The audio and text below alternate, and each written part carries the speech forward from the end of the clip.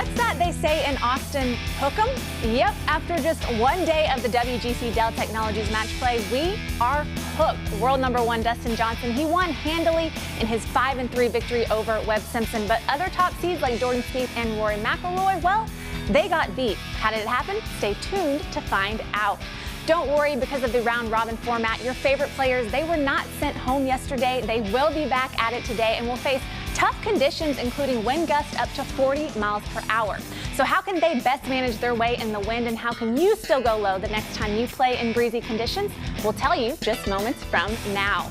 And it is officially springtime, so if you haven't already planned your next buddies trip, keep it tuned right here, because Matt Janella has your full itinerary of where to play and stay for the perfect buddies getaway to Myrtle Beach. We are with you until 10:30 a.m. Eastern. Morning Drive on a Thursday starts right now.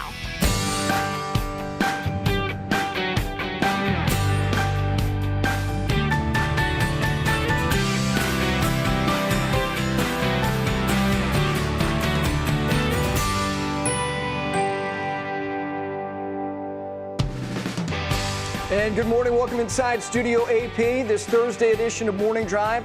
3.5 hours leading right into live golf in Puerto Rico.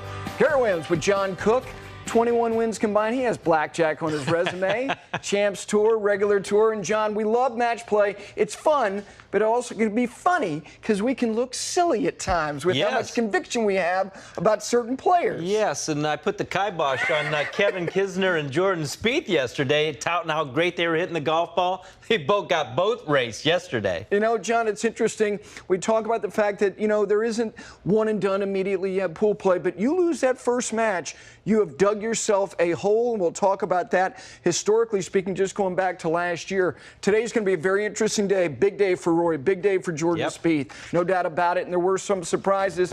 You know what, Damon?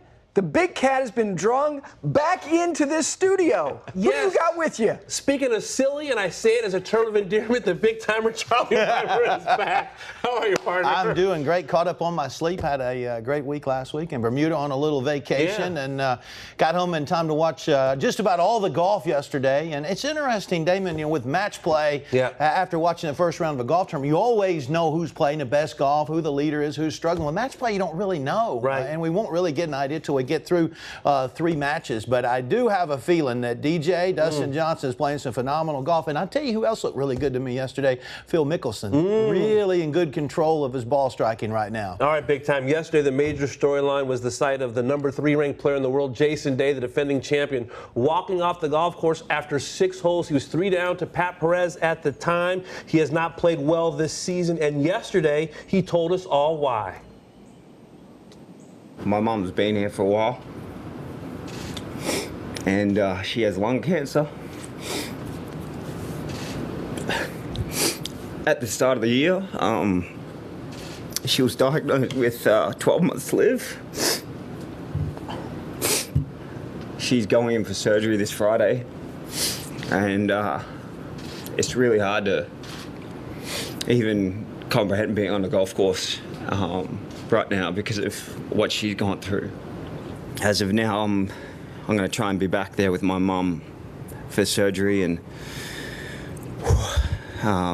make sure everything goes right with her. Emotionally, it's been wearing on me for a while, and I know my mum says not to let it get to me, but it really has. So I'm going to do my best and try and be there the best I can for her, because she is the reason that I'm playing golf today. You know, Charlie, sometimes we look at these players as superheroes. They're not. What was your reaction to watching Jason yesterday? Wow. You know, you're exactly right. I think a lot of people, fans of not only golfers, but sports in general, they look at athletes out on the field and they don't realize they're actually real people. Yeah. They work hard. Sometimes they play great. Sometimes they play poorly, but they still have to live their life. And, you know, I applaud Jason for coming in and sort of letting everybody know what's going on in his life. And it was definitely something that was tough to watch. But, you know, when you deal with these kinds of situations, you still have to work typically. You know, everybody, there's no right answer and there's no wrong answer. Everybody deals with a situation like this in their own way. I mean, certainly Jason Day did absolutely the right thing for him. Sometimes you'll see a player going through a situation like this and they continue to compete. and obviously that's fine too. So everyone has to deal with it in their own way. But one thing is for certain, Jason Day and his family certainly have the thoughts and the prayers of the entire golf community. And that includes us at Morning Drive. Definitely think about the Day family during this very difficult time. There's no real easy transition. Let's take a look at some highlights, how the other #1 seeds fared yesterday in Austin. You talked about Dustin Johnson, Charlie. He looks hot. He's been hot. Already 2 wins this season. This for birdie on the par 4 second. He doesn't even look like a human being to me out playing golf. He looks like a robot, and he looks like maybe like a Terminator a little bit, you know, and it looks like no one can beat him right now. And when you're driving the ball the way he drives it with the length and being able to control it, and you're a phenomenal wedge player, and you get hot with the wedges, it looks like nobody can beat you. Beat Webb Simpson 5-3. Rory McIlroy, a different story. This was on the par 5 16th hole. He needed that to have it against Soren Kjeldsen. Kjeldsen went up 1 up at that time. This was a surprise to a lot of people, Charlie. Well, most definitely, especially considering Kjeldsen hadn't had a top 25 finish this season anywhere. It was one that you really thought might be a bit of a snoozer, and ultimately Kjeldsen did everything he needed to do to beat Rory McIlroy, including taking him down 2-1. Hideki Matsuyama took on Jim Furyk in his first match. Here's Matsuyama's approach at the par 4 9. Matsuyama, you know, most all the time it looks like he's struggling with his game. Very seldom does he actually struggle, but yesterday didn't look comfortable at all. In particular, Gary Williams doing a great job in our meeting this morning, pointing out that he just didn't look good at all with the putter. You can see sort of the stroke looked a little bit odd there. The result, you know, was one that could have gone either way. But you know, when you're not making any putts, it's a challenging game, even if you strike the ball as well as he does. And since his last win, his last 3 starts for Matsuyama, T25, T45, and a missed cut. He has cooled off. You see DJ, the only #1 seed to get a full point yesterday. McIlroy 0-1. Day of the withdrawal, and Hideki 0-1 as we send it back to Gary and Cookie. All right, Damon, thank you very much. Let's follow John.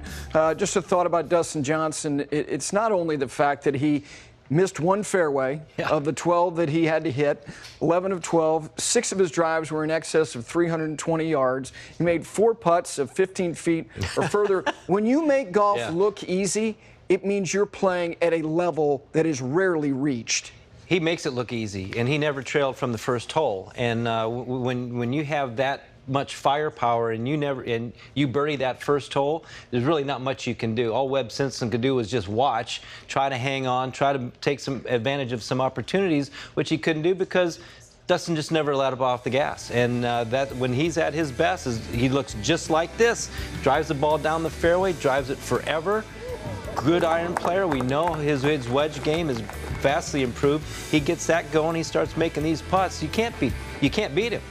No, I mean, you hear the term buzzsaw. That's the definition of a buzzsaw that Webb Simpson ran into yesterday. Now, Rory McIlroy, Hideki Matsuyama. Matsuyama gets a halve in his match against Jim Furyk. And Rory, let's start with him. Yeah. Concerned about him? Not really, because Soren Kjeldsen made 7 birdies on him, and that's what he had to do. He doesn't have the firepower to stay with Rory McIlroy, so he had to take advantage of the golf course. He played the golf course. He made 7 birdies, and hit it like this on the 17th hole to close the match out. So that's how you beat the #1s. Rory now going to go up against Gary Woodland, who also made 7 birdies yesterday. So concern maybe just because who he's playing against are playing great. Right. Not like they're they backdoored their way into this. They're playing some really good golf. So Rory's got to be on his game today, or he's going to get bounced. He got beat by a guy who birdied the last 4 holes, hit 5 straight approach shots inside 10 feet, hit the last 8 greens in regulation. The guy just simply outplayed him. Yes, absolutely, which he had to do. Can't overpower the course, so he didn't. He just played the golf course and beat the golf course. Very impressive day for him. Yep. Now, Hideki Matsuyama, thought about him. Yeah, I think he got maybe fortunate to get a halve with Jim Furyk. Wasn't a great a well-played match. Neither one was really very good. Hideki made a couple of birdies, and so did Furyk, kind of the same way. It just it looked like the match was going to end in a halve. It wasn't that great. A little bit concerned about Hideki. He is still, the leading money winner. He's the points leader. He's still playing great golf, but he hasn't played that great the last couple of weeks. So a little bit concerned with him. Like you pointed out too, it doesn't look that comfortable putting right now. It looks too rigid, not really flowing. He's got to get some rhythm, got to get some pace back in his putting. Everything else looks pretty good, but he's got his hands full again today. Yeah, no question about it. I'm happy to see that Charlie has been reunited with his swing instructor. Aren't you, Charlie? I sure am. Yeah. Is he on the team? Absolutely, guys. With Travis Fulton, learning a lot from Travis, and we're going to teach you a good bit right now about wind. But first, let's have a look at the forecast down in Austin today. This is from 9 a.m. to 6 p.m. You'll notice that we're not going to have any rain. Well, 1% chance. Yeah, 1%, which means it might rain. But temperature is going to be great. But Travis, here's what really stands out. Early this morning, winds anywhere from 11 to 22 miles an hour throughout the course of the day. We're hearing that they're going to be wind gusts of over 30 miles an hour. This is a Pete Dye golf course. There's not a lot of room out there. Travis, educate us a little bit about the effects that wind has on the golf ball. Yeah, so, a TrackMan, of course, is so good at tracking the golf ball. And I also like it from a source or a standpoint of the effect that wind or altitude or other elements on the game. So we're going to take a little bit of a deep dive classroom setting, Charlie. We're going to class today. I'm going to be sitting in the back coloring. Playing in windy conditions. So a few things to consider. Number one, a headwind hurts more than a tailwind helps. Okay, so when you hit into the wind, it has more of an effect on the golf ball than when the ball's going downwind and helping the golf ball fly, right? More on that in a second. And it really is up to 2 times in higher speeds, right? You get up to a certain spot, it's 2 times the effect as far as the head. Wow. Now the reason that surprises me to hear that. Okay, so now the reason is just airflow, right? So if I'm going to you, Charlie, right? Okay. And here's the ball, right? I'm the target. Okay, right, and the wind's coming into me this way, right? So the airflow is increasing, right? And that's going to cause more lift and drag, right? Yeah. The lift rises it, the drag slows it down, right? Now, if I'm going towards you, right, okay, and the wind's coming the other way, well, that decreases the airflow on this side. So the ball wants to fall out of the sky. Yeah. Right? So as the ball falls out of the sky, it's not going to go quite as far in the air. So that's where the 2 times, or that's where the headwind hurts more. And that's why tour pros try and hit downwind shots a little harder. That's right, or higher. Okay. Right, and get it up in the air. And when you hit it harder, it goes higher. That's right. Okay. So wind affects height, okay? It affects the land angle, and it affects the distance. But it does not affect the initial ball speed, the launch angle, or the spin rate. Whoa. Okay. Me and John Cook are raising our hands going, no, when you hit into the wind, that ball is spinning more. I mean, all you got to do is get out. Higher spin shots are going to be affected more by the wind. But what's causing the ball to balloon is just the lift and the drag. So the more wind, the more it lifts, the more it rises, right? But it's not making the ball increase in speed. We'll talk about that more off air. Okay, you got it. Let's get to this chart. Playing in windy conditions. Here we go. Headwind. Average tour player, right? 113 miles an hour with the driver. Yeah. Okay, so today, as you see this, they're hitting 113 miles an hour. If there's no wind, they carry it roughly about 282. Yeah. Right. So if they hit into the wind, say 10 miles an hour, that's going to drop to 265. 20 miles an hour, 244. And you can see 30 miles an hour. The gust today can be carrying around 220. So there's the percent, the effect that it has into the wind. Yeah. Right? Now, if you go downwind, right? So there's that 282 number again. 10 miles an hour downwind, look at there, 295, 304, 310. So you can see these numbers are a little bit smaller, right? Increases than the effect of the headwind into it, as I was stating earlier. So yeah. Wind is something that's a big part of the game, right? You have to factor it in. This is a good baseline for tour players based off the average club head speed and how it's going to affect their carry off the tee. And of course, you could do this right through the bag with every club. Yeah, so into a 30-mile-an-hour wind, a tour pro is losing 62 yards off the tee. You're going to lose a little bit more than that. I think that's some great stuff for the folks at home. Very quickly, why is it, this is a wind question, we're going to finish with this, why is it that all the holes I play are always into the wind? Why is that, Travis? I don't know. You're playing the wrong golf courses, but when you're hitting into the wind, take more club. If you're in between taking 1 or 2, take 2 more clubs, swing softer. That helps keep the spin rate down. That really helps into the wind. But when you're hitting downwind, as you said, launch the golf ball a little bit higher. You know who always plays downwind? It's always smooth sailing for Bailey. Bailey, what you got for us? Well, I never made the golf gods mad, Charlie. You clearly have. Yes, I have some social media roundup. It's supposed to be 10-mile-per-hour winds today, 70% chance of rain down in Puerto Rico, where Bryson DeChambeau, he is playing there this week, making his Puerto Rico Open tournament debut a couple weeks ago at the Valspar, a tie for 27th. So he is excited to get out and play. We have this from Soren Keldsen. He said after his match yesterday with Rory McIlroy, posted this, said a great start to the Dell match play. He won it against a class act, and he won it very beautifully 4 consecutive back 9 birdies. And then this from Sandra Gall, the LPGA. They are playing this week at the Kia Classic. She had a tie for 13th last week at the Founders Cup, so she is excited to get her round started today. So more social media throughout the show this morning. We are with you till 10:30 for a little bit more on what else is coming up. Matt, Janella, over to you.